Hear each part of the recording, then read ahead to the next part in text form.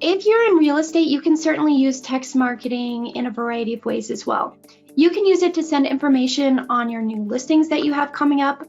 You can use it for invitations and information for your open houses. You could even send some price change alerts. Any other ideas or things you've seen people in the real estate world do?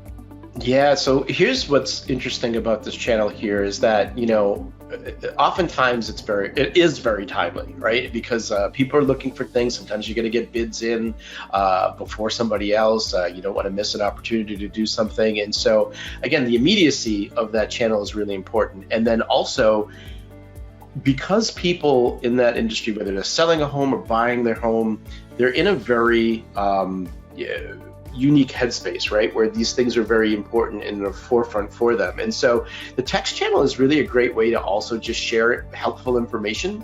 And so, yeah, you can welcome and nurture people as they're, working with you, but sending them links potentially to a piece of information that goes deeper into something that you've been talking about, or something that might be really helpful to them at that point is really important.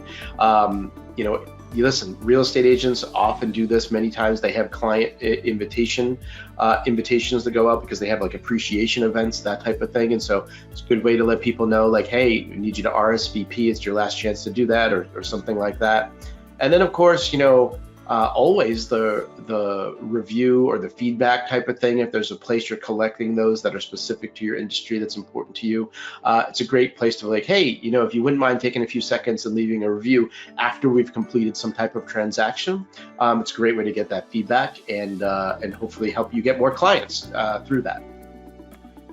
Really some great ideas there, and definitely think about your different groups of clients too. For example, you might have some text messages that you could send to your first-time home buyers, maybe some things that will step them through the process, or make sure you're doing this at X, Y, and Z to make sure that your credit is up to par, things like that.